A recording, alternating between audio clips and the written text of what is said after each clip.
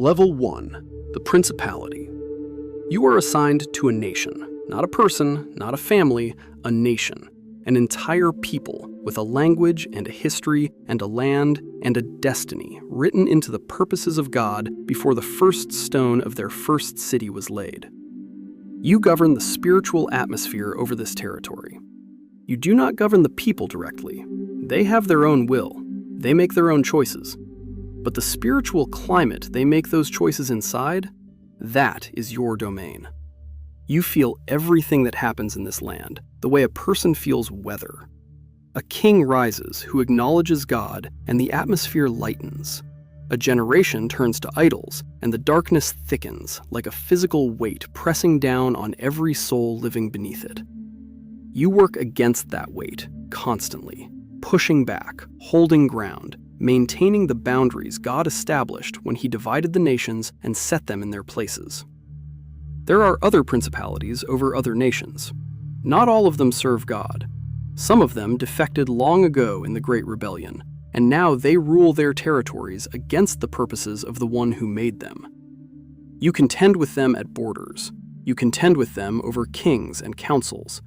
You contend with them over the decisions made in throne rooms and temples that will shape the lives of millions of people who will never know your name or understand what is being fought over their heads. You hold the line. This is your assignment. You hold it. Level 2. The Power. You carry authority. Not the kind of authority that comes from rank or position the way humans understand rank and position. The kind of authority that was placed inside your nature at the moment of your creation, like a signature written into the fabric of what you are. You enforce the boundaries of the spiritual world, where darkness has overstepped, where evil has pushed past the limits that God has set. You are sent to push it back. Paul writes about you in his letter to the Ephesians. He tells the believers in that city that their struggle is not against flesh and blood, but against the rulers, against the authorities, against the powers of this dark world, against the spiritual forces of evil in the heavenly realms. He is describing the battlefield you inhabit every moment of your existence. The humans who read those words cannot fully picture what he is describing. You live inside it. You move through it the way a soldier moves through contested territory, always reading the ground, always aware of what is pressing from which direction, always operating under orders that come from the throne. When God releases you into a situation, the darkness that has been holding ground there feels it before you arrive. It begins to shift, not because of what you are in yourself, because of whose authority you carry. You are not the source of the power. You are the bearer of it. The distinction matters. You have never forgotten it. Level 3. The Dominion. You govern order. Where the principalities govern territories and the powers enforce boundaries, you govern the structure of how things are meant to function in the created order. You are described in the letter to the Colossians.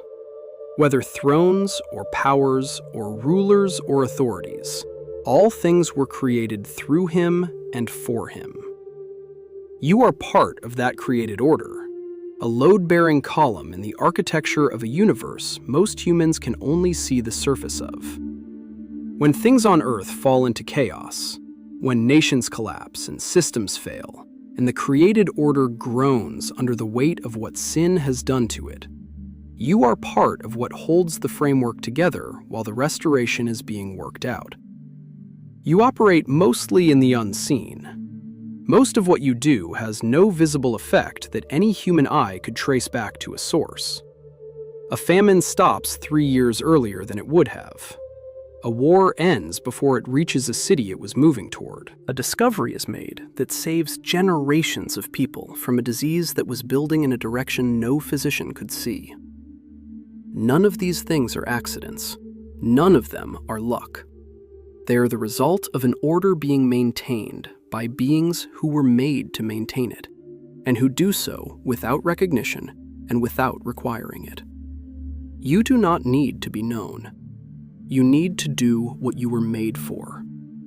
That has always been enough. Level 4. The virtue. You carry the power of miracles. Not on your own authority, never on your own authority. But when God moves in the physical world, when the laws he built into creation temporarily yield to his higher purpose, you are often the one through whom that yielding passes. The Red Sea does not part because water decided to. The sun does not stand still over Gibeon because the earth chose to stop rotating. Elijah is fed in the wilderness by more than coincidence. The fire does not touch the 3 men in the furnace of Nebuchadnezzar because Babylonian flames developed a sudden preference. There is a 4th figure in that furnace. Nebuchadnezzar looks in through the heat and says the 4th looks like a son of the gods. You understand what he was seeing, even if his theology was incomplete. Something was in that fire with them. Something that made the impossible the most natural thing that happened in Babylon that day. You are not always the agent of miracles, but you are never far from them. Where God is working in the physical world in ways that exceed what physics alone can contain, you are in the vicinity, doing what you were made to do, being the hinge between what is natural and what is beyond nature, serving the one for whom both categories are simply different expressions of the same creative will. Level 5. The messenger. He calls you, not with words, with something deeper than words. A knowing placed inside you like a flame placed inside a lamp. You have an assignment. You are going somewhere. You cross distances that have no measurement in any framework that exists outside of heaven. You arrive in a place that is smaller and slower and heavier than where you came from. Earth. The air is thick. The light is partial. The people move slowly and see so little of what is actually happening around them at every moment. You deliver what you were sent to deliver.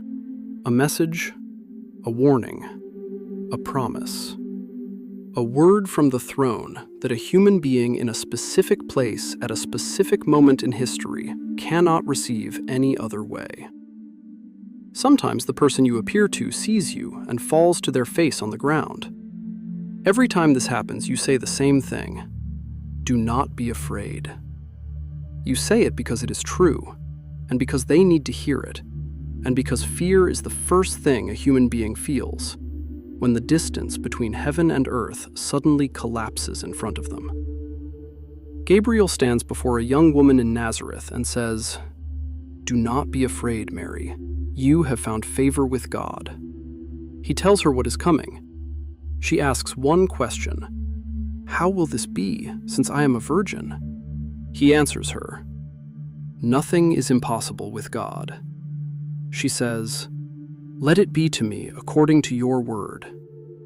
You watch this exchange from where you are stationed, and the weight of what just happened in that room in Nazareth presses through every dimension you inhabit.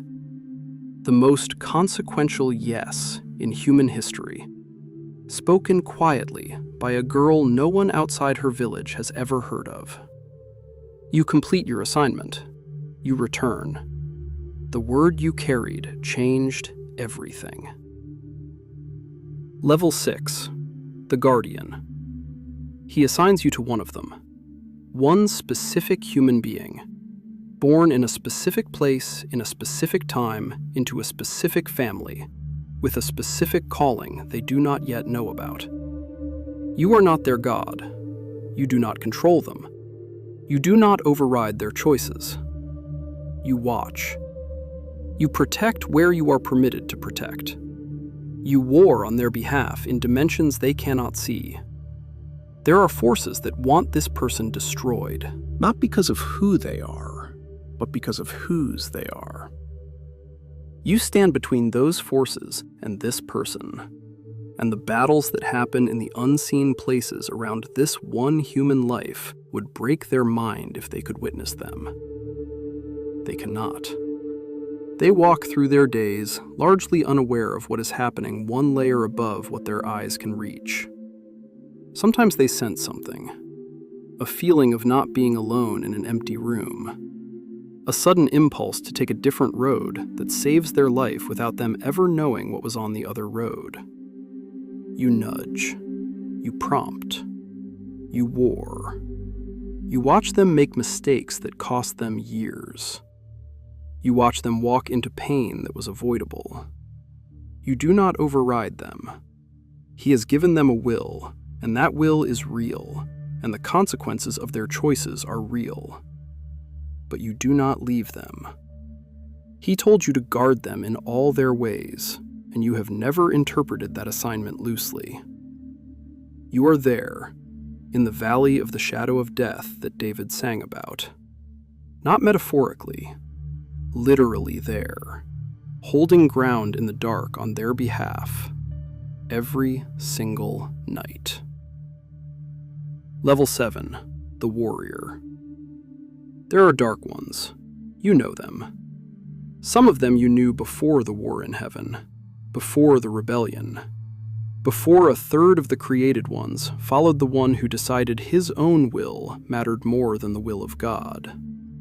You do not approach them with sentiment. That time is finished. What exists now is conflict, and the stakes are the souls of every human being that has ever drawn breath on the earth he made. Daniel is praying in Babylon. He has been praying for 21 days. You have been fighting for 21 days to carry the answer through. You arrive finally.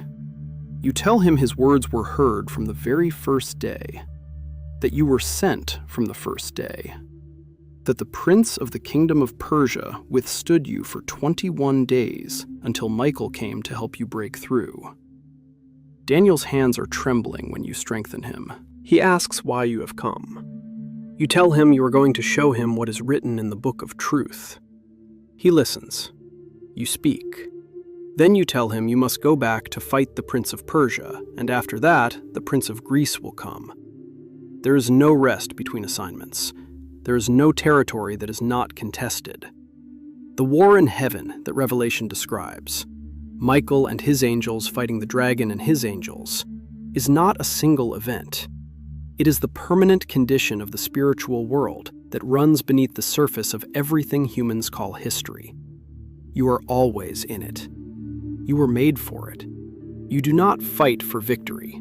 The victory is already determined. You fight because the determined victory still has to be carried out through time and through you. Level 8, the cherubim. You guard what is holy. You were placed at the east of Eden with a flaming sword turning in every direction after the man and the woman were sent out. You have stood there long past the point where any human being alive remembers what is behind you. You guard the mercy seat above the Ark of the Covenant in the tent of meeting, and later in the temple Solomon builds in Jerusalem. Your image is woven into the curtains of the tabernacle by skilled craftsmen, following instructions given to Moses on the mountain. The instructions were specific, because God wanted the humans working in that space to know you were there, even when they could not see you. Your wings spread over the ark. Your faces turned toward each other, toward the mercy seat between you. This is not decoration. This is geography. This is where God meets with them. This precise location between your wings is where the voice of God speaks to Moses. You understand what you are guarding.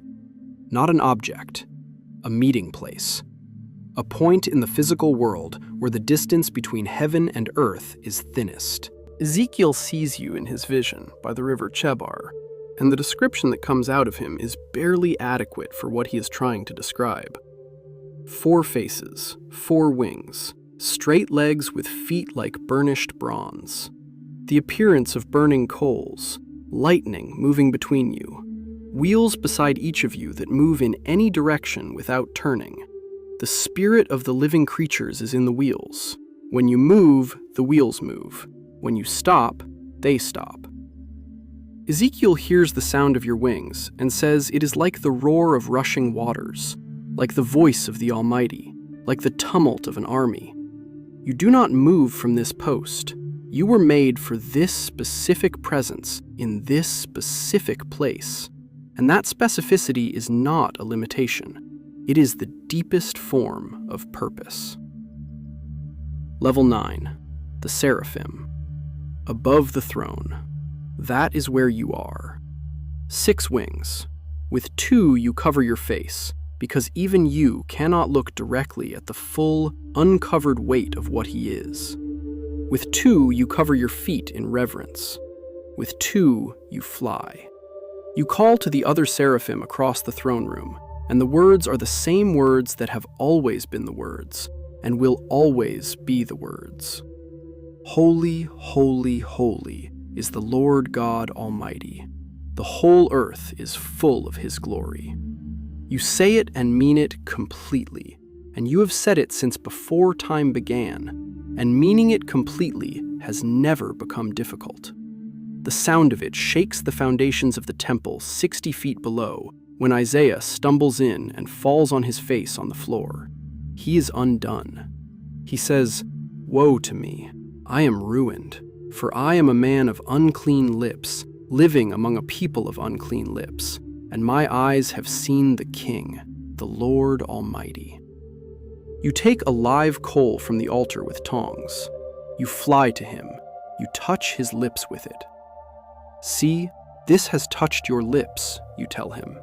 "Your guilt is taken away, and your sin atoned for." He does not die from the heat of it. He is cleansed instead. Then the voice of God says, "Who will go for us?" And Isaiah says, "Here I am. Send me." You watch this. You have watched the beginning of every prophet's calling. The terror first, then the cleansing, then the yes. The pattern never changes because the God who calls never changes. Level 10, the archangel. Michael, Gabriel. You know them by more than the name. You have stood alongside them since before the stars were set in place. Gabriel carries the most important messages. He stands in the presence of God and is sent from there to the most critical coordinates in human history. He appears to Daniel twice. He appears to Zechariah in the temple. And the old priest is so struck with fear that Gabriel has to identify himself. "I am Gabriel. I stand in the presence of God." Zechariah does not speak again for 9 months. Gabriel arrives in Nazareth, and a teenage girl says yes, and the entire direction of human history turns on that yes. Michael fights. He disputed with the devil over the body of Moses. He leads the armies of heaven. He is the one who breaks through the resistance over Persia to reach Daniel. In Revelation, he leads the war that casts the dragon and his angels out of heaven. You are sent to the tomb on the first day of the week, before the sun is fully up. You roll the stone away, not to let him out, he is already out, to let them in. To let the women who are coming see that the place where they laid him is empty, and the grave cloths are folded, and what they buried on Friday is no longer subject to burial. You sit on the stone you have just moved. The guards who were posted there have fainted at the sight of you.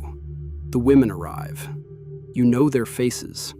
You have been near some of them before in ways they never knew. Their faces are full of grief that is about to become something it has no category for yet. You say what you always say.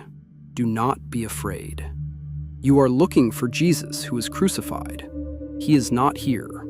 He has risen just as he said. Come and see the place where he lay.